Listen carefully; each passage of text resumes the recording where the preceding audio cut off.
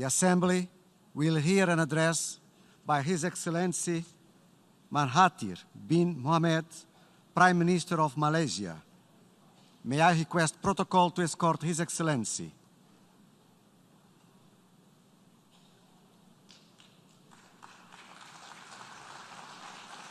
I have great pleasure in welcoming the Prime Minister of Malaysia and invite him to address the General Assembly. Mr. President, Excellencies, ladies and gentlemen, I would like to join the others in congratulating you, Mr. President, on your election as the President of the 74th session of the United Nations General Assembly. I would also like to thank Her Excellency Maria Espinosa for her dedication and stewardship in successfully completing her work of the 73rd session of the General Assembly. Malaysia welcomes the theme of this year's General Assembly, which is galvanizing multilateral efforts for poverty eradication, quality education, climate action, and inclusion. The key message of this theme is galvanizing multilateral efforts, which is what the United Nations stands for. I will propose a few. Almost 3/4 of a century ago, 5 countries claimed victory in the Second World War. On the basis of that victory, they insisted on the right practically to rule the world. And so they gave themselves veto powers over the rest of the world in the organization they built, an organization they claim would end wars in the solution of conflicts. The veto power, they must know, was against all the principles of human rights which they themselves claimed to be the champions. It killed the very purpose of the great organization that they had created. It ensured that all solution to all conflicts could be negated by any one of them. Broken up into ideological factions, they frustrated all attempts of solving problems. Each one of them can negate the wishes of nearly 200 other members. It is totally and absolutely undemocratic. Yet, there are among them those who berate other countries of the world for not being democratic or being democratic enough. How much longer should this group be allowed to exercise its power? How long? Forever? The unspoken time frame seems to be eternal. That very power has resulted in an arms race. Each one of the 5 rely on their military might in order to challenge any attempt to take their power away. They feel they must be well armed to retain their right to be the privileged 5. It is this structure of the United Nations that renders it incapable of achieving its principal objective, that of preventing wars between nations. Indeed, the structure had enabled the promotion of wars within countries and between countries. True, the warlike European countries have not gone to war with each other over the past two-thirds of a century. But elsewhere, there is evidence that European countries have caused wars to break out, arms and funds to be supplied, and active participation in prolonging the wars. It is apparently good for business, for weapons sale. Mr. President, the first act engineered by the Western countries is the creation of the State of Israel by seizing Palestinian land and expelling 90% Arab population. Since then, wars have been fought in many countries, many related to the creation of the State of Israel. And now we have terrorism when there was none before, or at least none on the present scale. Military actions against acts of terrorism will not succeed. We need to identify the cause and remove it, but the great powers refuse to deal with the root cause. They prefer military action and sanctions, and they will continue to fail to stop terrorism. Malaysia accepts the State of Israel as a fait accompli, but it cannot accept the blatant seizure of Palestinian land by Israel for their settlements as well as the occupation of Jerusalem by Israel. The Palestinians cannot even enter the settlements built on their land. Because of the creation of Israel, there is now enmity towards the Muslims and Islam. Muslims are accused of terrorism, even if they did nothing. Muslim countries have been destabilized through the campaign for democracy and regime change. Muslims everywhere have been oppressed, expelled from their countries, and refused asylum. Thousands have died at sea and in the severe winters of Europe. One cannot deny that in the past there were no massive migration. Now the wars and instability due to regime change have forced them to run away from their countries. I will admit that democracy is a better form of government than dictatorship, but democracy is not the easiest form of government to operate. This is especially so when the adoption is overnight. Time should be allowed for a gradual change to democracy. Indeed, the very countries which promote democracy became democratic over a period of decades, if not centuries. The result of overnight switch to democracy is destabilization and civil wars, reducing some into governmentless wilderness. And some, of course, have reverted to authoritarian regimes worse than the one that was displaced. Unable to suffer from wars and violence, their people have to migrate.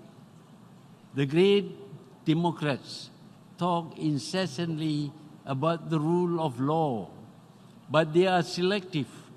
France may break any law and get away scot-free. Thus, Israel can break all the international laws and norms of the world, and it will continue to be supported and defended. The unfriendly countries can do nothing right. There is no justice in this world. Mr. President, I must again refer to the fate of the Rohingyas in Myanmar. Many colonies of the West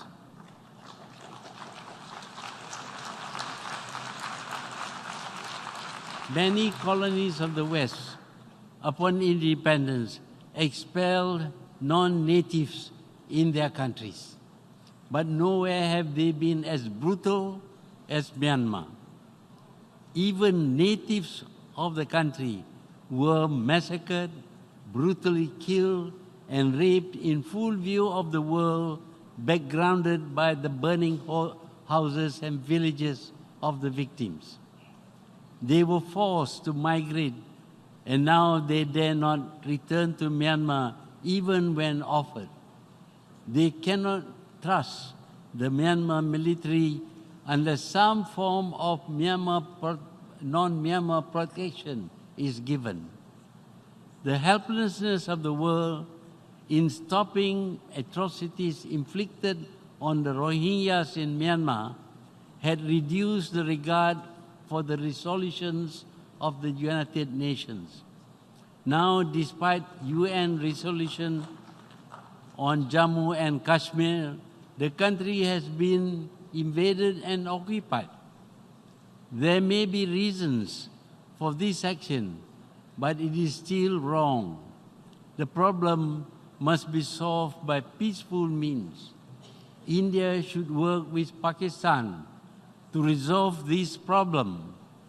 Ignoring the UN would lead to other forms of disregard for the United Nations and the rule of law. Mr. President, all the countries of the world wish to prosper, to grow their economies. During their colonial days, their wealth had been exploited to enrich their colonial masters. They cannot expect much from their former colonial masters, but they do expect to be allowed to develop their own countries themselves, but they are hampered from doing so. There is much talk about free trade, but all the time new regulations are being introduced which are detrimental to the development of poor countries. This is because proposals on rules and regulations are made by the rich, often secretly. The poor are practically forced to accept them. One example is the Trans-Pacific Partnership. It was cooked up in Washington with inputs from big business.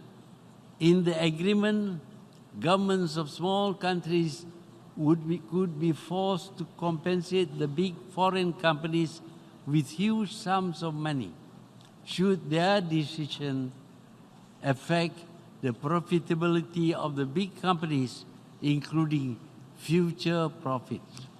Fortunately, now the powerful country which prepared these agreements has rejected it. With the exclusion of this country, the agreement has become more palatable. But the agreement still laid down conditions for trade, which negates free trade. We are told that we must remove duties on imports or reduce it so that foreign products can knock out our infant industries. We are reduced to exporting only raw material. How do we industrialize and create jobs for our people?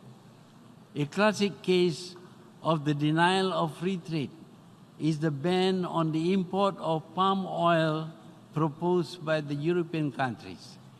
Unable to sustain the competitiveness of their own edible oils, a campaign is mounted to ban palm oil. It is said that palm oil is poisonous to health, destroys the habitat of long-nosed monkeys, reduces carbon dioxide absorption, etc. Products of Europe are labeled palm oil free to show their dislike or their ban on palm oil. Malaysia produces palm oil. Many poor countries also produce palm oil.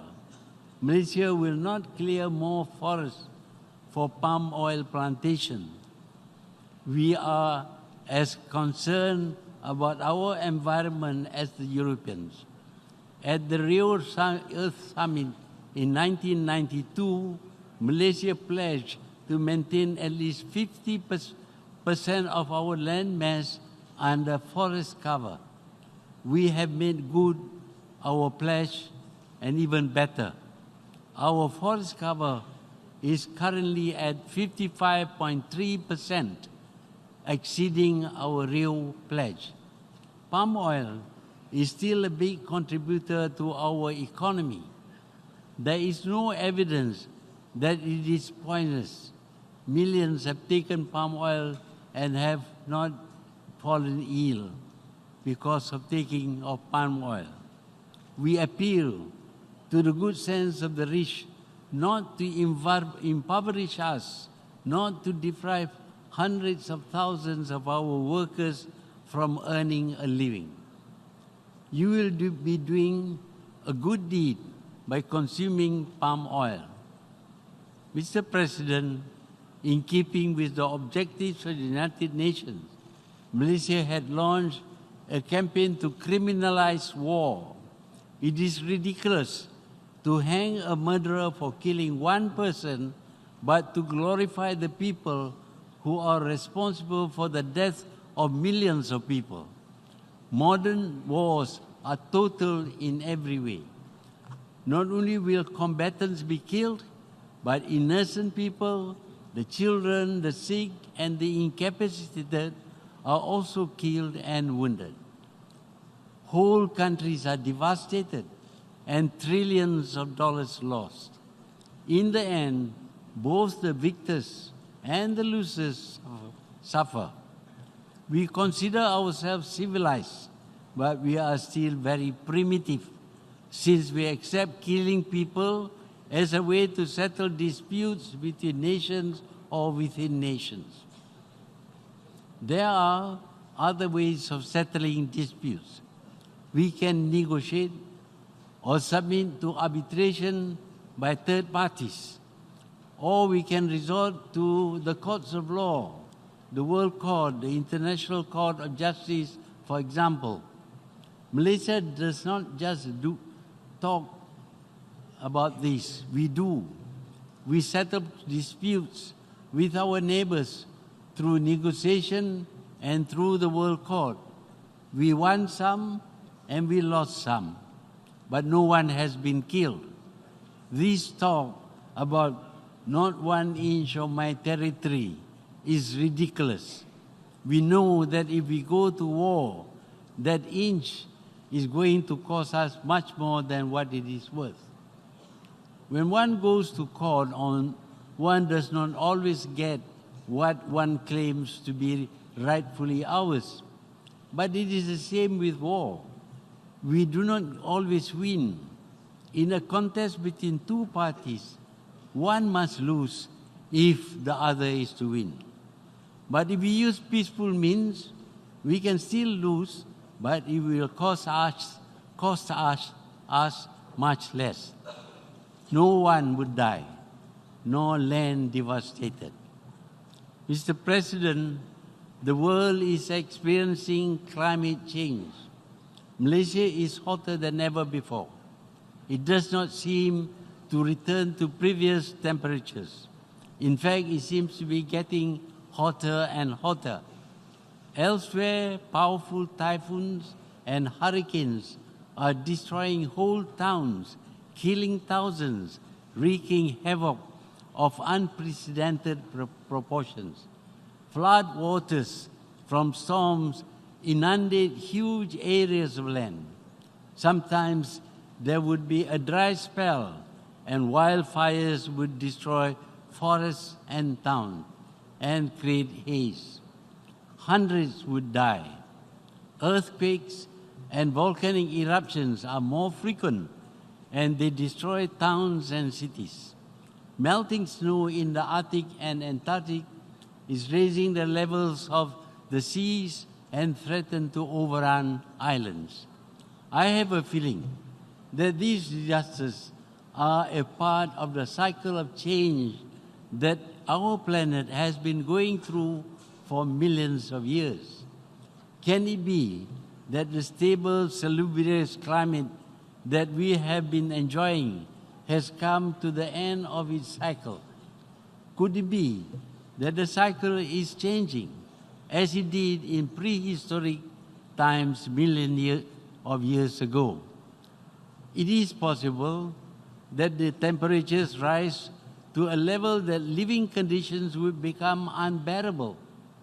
I think instead of preparing for war, we should be paying attention to the climate changes and accompanying natural disasters.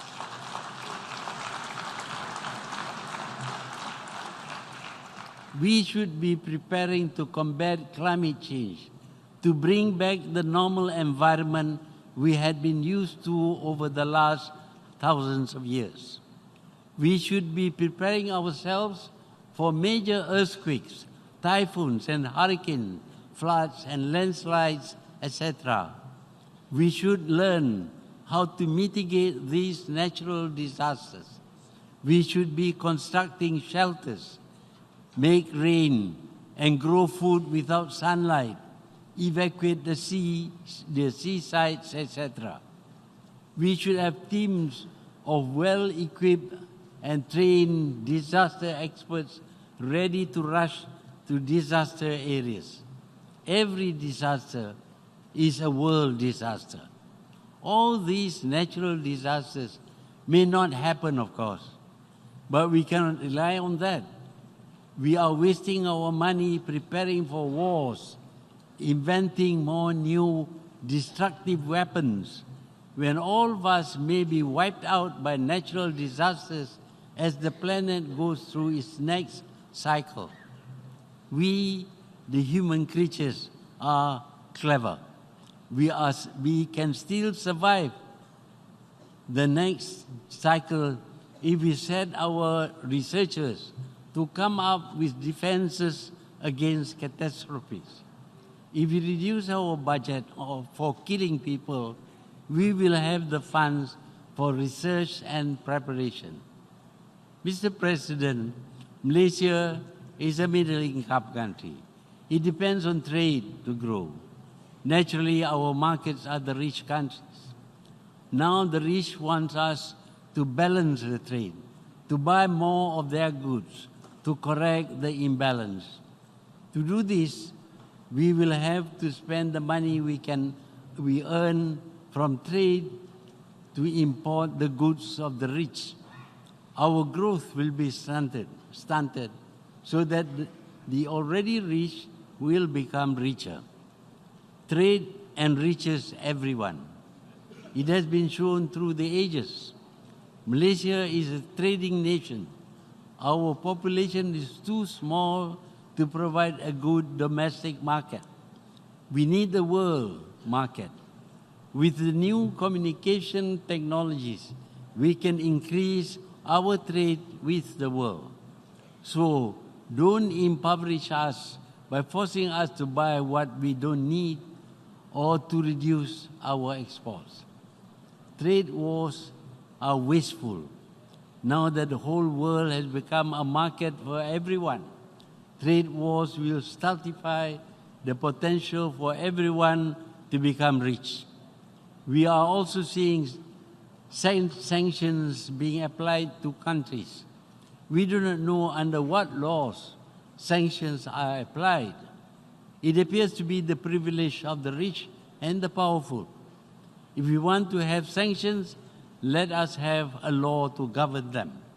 The fact is that when sanction is applied to a country, other countries get sanctioned as well.